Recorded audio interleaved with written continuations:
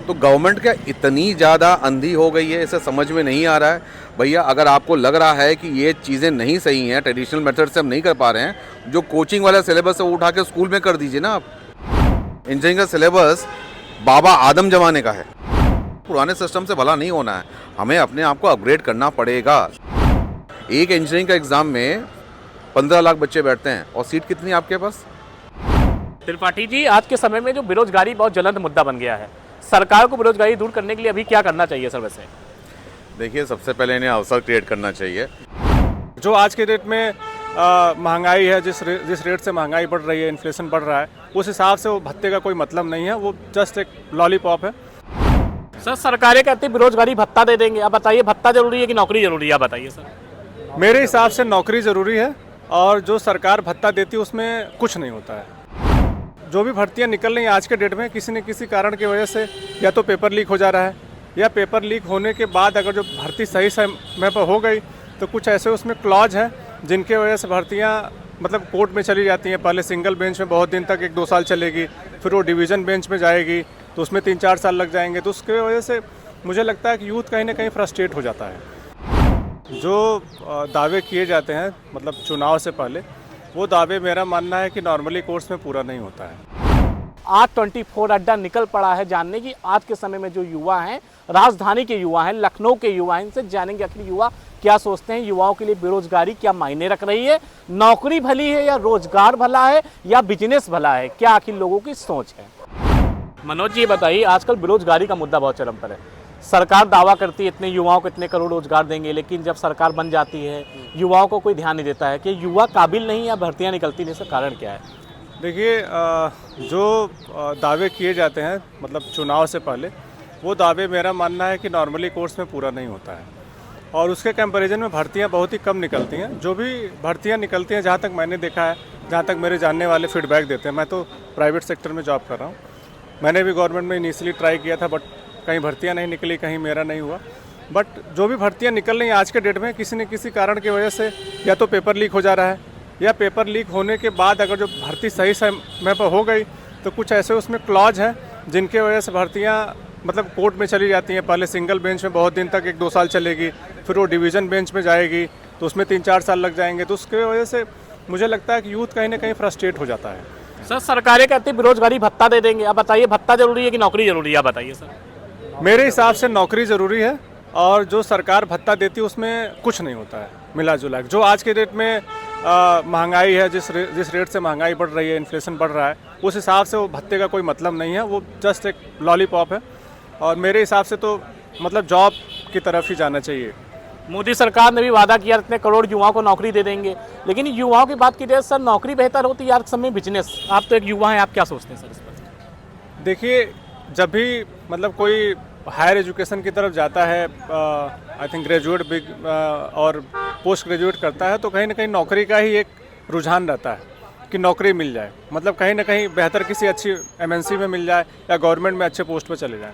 But वो secondary रहता है कि हम अपना काम शुरू करें। अपना काम शुरू करें। जी मिश्रा जी, आजकल बेरोजगारी को लेकर युवा अवसाद में जाने लगे हैं, कहते हैं भाई भर्तियां निकलती, रोजगार नहीं मिल रहा है, तो इसको कैसे देखते हैं आप?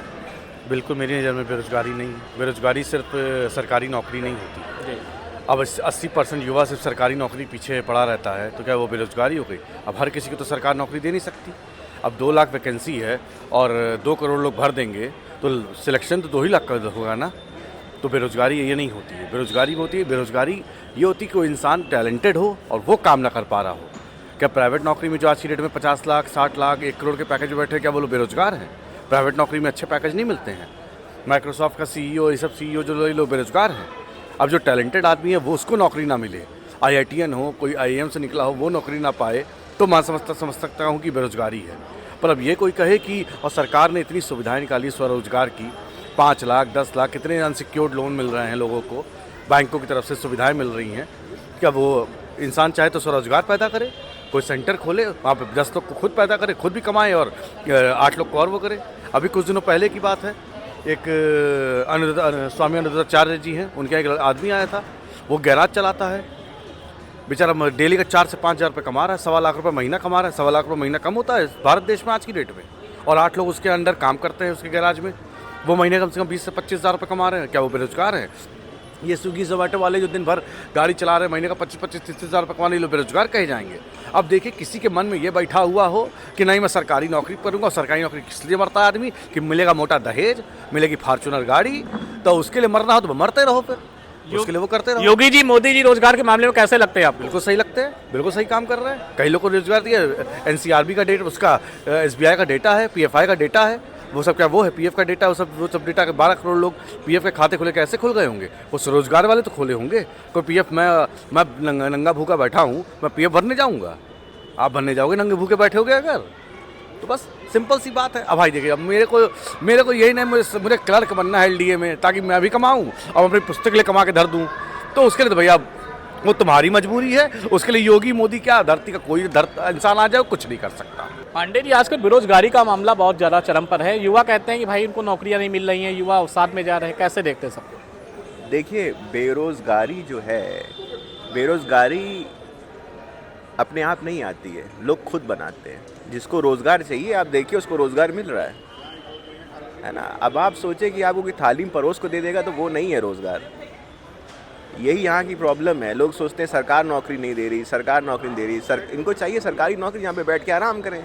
अब आप देखिए, आप जोमेटो देखिए, आप स्विगी देखिए, आप क्या देखिए, आप कितने रोज़गार हो रहे हैं। आप उन लड़कों से बात करिए, जोमेटो स्विगी में काम कर रहे हैं, ओला बाइक चला रहे हैं, कुछ चला रहे हैं, आपको कुछ नहीं आ रहे, लोग पैदल डिलीवरी कर रहे हैं। तो जो करने वाला है उसको ये नहीं है। अब आपके पास ये है ना कि यहाँ पे कि हमें इस लेवल की ही नौकरी चाहिए। अरे भाई, आप क्वालिफाइड हो गए तो इस लेवल की होगी। आप कितने लोगों को लिख लीजिए कि मैं ग्रेजुएट हूँ, आप उनसे एक लेटर लिखवा लीजिए खाली सिक लीव का, वो नहीं लिख पाएंगे। आप सोच रहे हैं उनको हम अपने ऑफिस में बैठा के नौकरी देंगे? आपको लगता है आप जो पत्रकार बने हैं, आप काम कर रहे हैं, आपकी ड्राफ्टिंग स्किल्स हैं कि नहीं है? अब अगर आप जानते, कई लोग डिग्री लेके चले आते हैं, उनको क्या आप रोजगार दे देंगे? आप रख के एक बार बाद निकाल देंगे। तो ऐसे लोग बेरोजगार घूमते रहेंगे।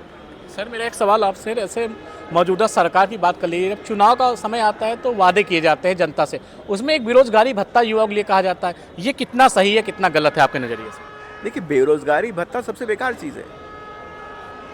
आप रोजगार की बात करिए ना, रोजगार डेवलप हो रहा है, फैक्ट्रीज है। अब आपको एक लेवल पे ही काम करना है, तो उसमें सरकार की गलती नहीं है। अब आप किसी ने भी इंजीनियरिंग इंस्टीट्यूट खोल दिया और आपने जाके वहाँ पे एडमिशन ले लिया इंजीनियरिंग में, आप इंजीनियर बन के टहल रहे हैं, आप कह रहे हैं मैं इंजीनियर हूँ, मुझे नौकरी नहीं मिल रही। एज एन इंजीनियर आपको कितनी नॉलेज है? मैं पूछने लगूँ तो बता नहीं पाएंगे, लेकिन उनका इंजीनियर की नौकरी चाहिए। तो बात यहाँ पे प्रॉब्लम है। और उनको चाहिए बेरोजगारी भत्ता। भाई, क्यों चाहिए आपको बेरोजगारी भत्ता? त्रिपाठी जी, आज के समय में जो बेरोजगारी बहुत ज्वलंत मुद्दा बन गया है, सरकार को बेरोजगारी दूर करने के लिए अभी क्या करना चाहिए सर? वैसे देखिए, सबसे पहले इन्हें अवसर क्रिएट करना चाहिए। होता क्या है कि हमारे सिस्टम में हमने सारी सिस्टम को एक बॉक्स में बंद कर रखा हुआ है। इस बॉक्स का जो पैटर्न हमारे पास अवेलेबल है, ये बॉक्स का पैनोरमा बॉक्स कहते हैं हम लोग इसे। इस बॉक्स में लोगों को ये सिखाया जाता है कि बस हमारे स्कूल में बच्चे जा रहे हैं, अब स्कूल के किसी बच्चे से पूछिए तो पेरेंट्स यही बोलेंगे पढ़ ले वरना नौकरी नहीं मिलेगी। तो basic thing is you have to start from the school. आप बच्चों को स्कूल से उनको एक टेक्निकल स्किल्स के ऊपर फोकस कीजिए, जिससे कि वो टेक्निकली अपने आप को साउंड कर सकें। और बिजनेस माइंडसेट को डेवलप करने के लिए उनको बचपन से ये सिखाइए व्हाट इज़ फाइनेंस। आज किसी बच्चे को 10th standard, 11th standard, 12th standard के बच्चे से बात कर लीजिए, भाई फाइनेंस क्या होता है, उसको फाइनेंस का एफ नहीं पता होता है। तो the basic problem is the education lakhs at the basic step of basic childhood जो हमारा होता है वहीं पे। हम बच्चों को केवल यही बोलते हैं भैया तू पढ़ ले, नहीं पढ़ेगा तो नौकरी नहीं मिलेगी, नौकरी नहीं मिलेगी तो छोकरी नहीं मिलेगी। तो this is the concept where हम लोग आज भी उसी पेंडोरा बॉक्स में जी रहे हैं। बॉक्स से निकलने की ज़रूरत है। देखिए, बिजनेस एक ऐसा अपॉर्चुनिटी है जहाँ पे आप कोई भी चीज़ का बिजनेस करेंगे, you will survive, you will make money, certain percent of profit is there, आप आराम से कर सकते हैं। दूसरा, किसानी को लोग ऐसा बना दिए हैं कि किसान नहीं रह गया, वो एक तरह से मतलब सब स्टैंडर्ड का काम हो गया। जबकि किसानी सबसे अच्छी चीज़ है, because that is the one, उसको अन्नदाता कहा जाता है। हमें अन्न कहाँ से मिलेगा? अगर हम किसान नहीं पैदा कर पाएंगे आज के डेट में, तो फ्यूचर हमारा कौन देखेगा? Who will be the one? तो यही फिर वही कॉर्पोरेट में चले जाएंगे, हम कॉर्पोरेट कल्चर में फिर से अपने आप को डाल देंगे। तो भैया हम भूखे मरेंगे अच्छे।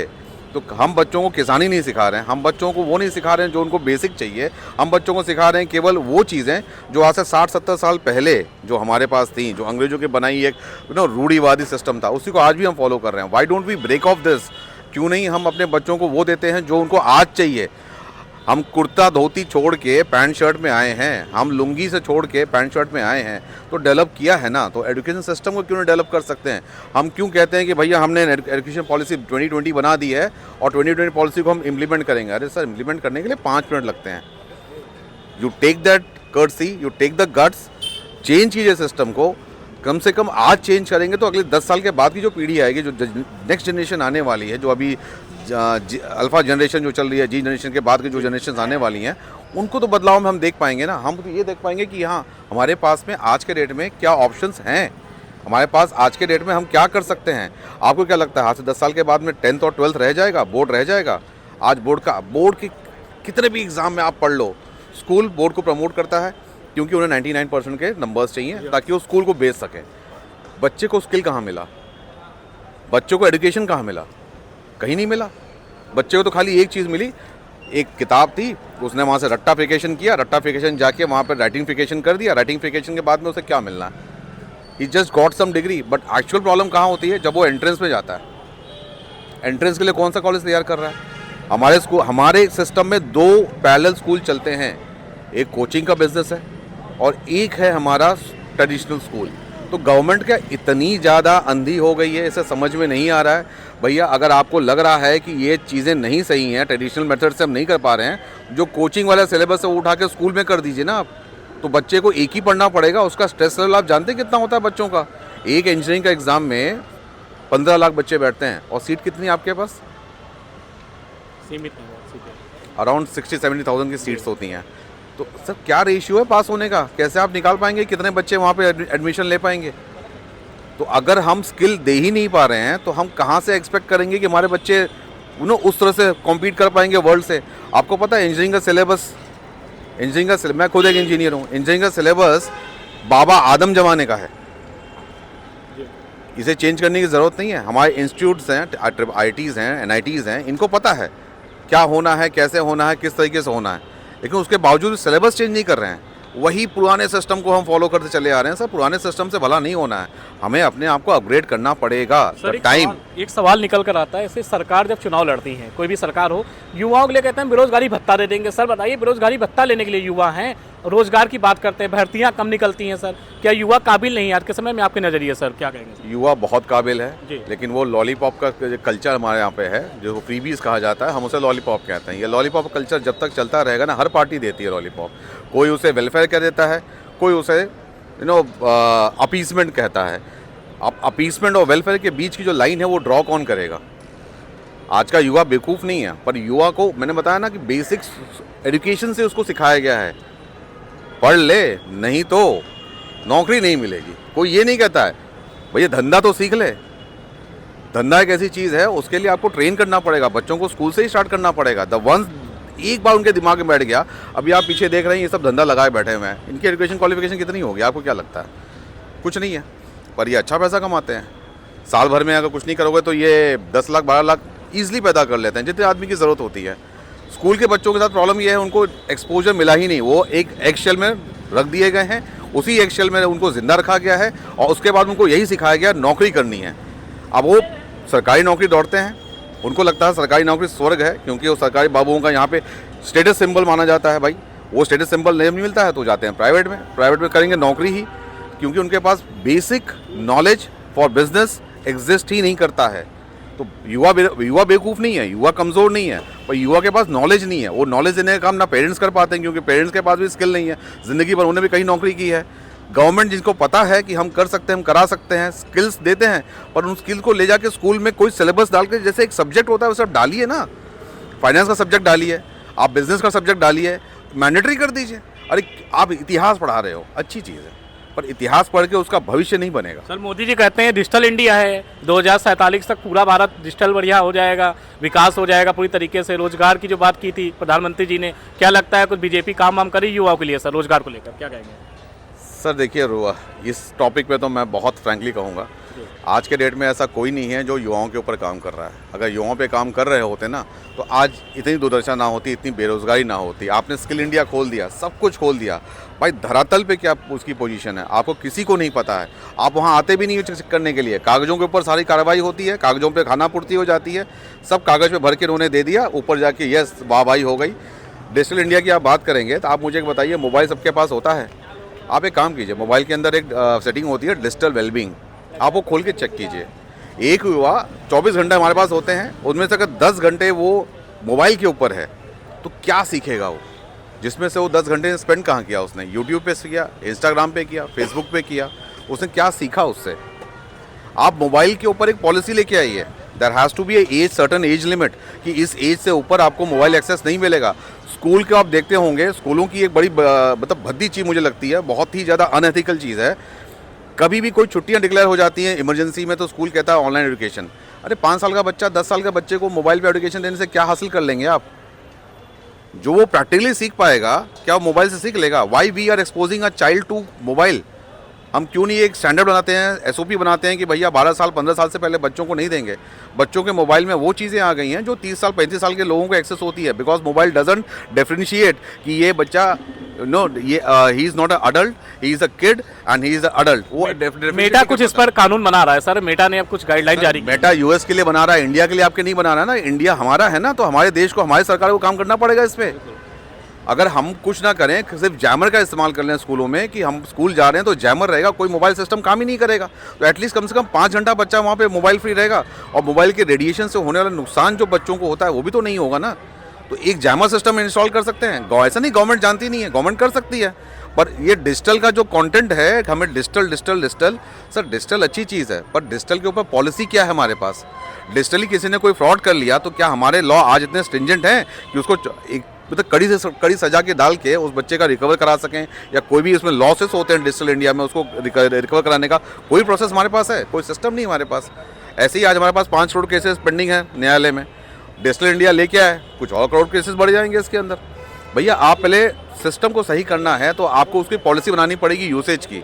आनंद पांडे जी, आज के समय बेरोजगारी बहुत बड़ा समस्या बन गया है। देश हो प्रदेश हो, युवा ग्रसित हो जाते हैं, अवसाद में चले जाते हैं। इसका कारण क्या मानते हैं आप? सर देखिए, बेरोजगारी तो एक मूलभूत समस्या है ही हमारे कंट्री की, क्योंकि पॉपुलेशन है तो बेरोजगारी है।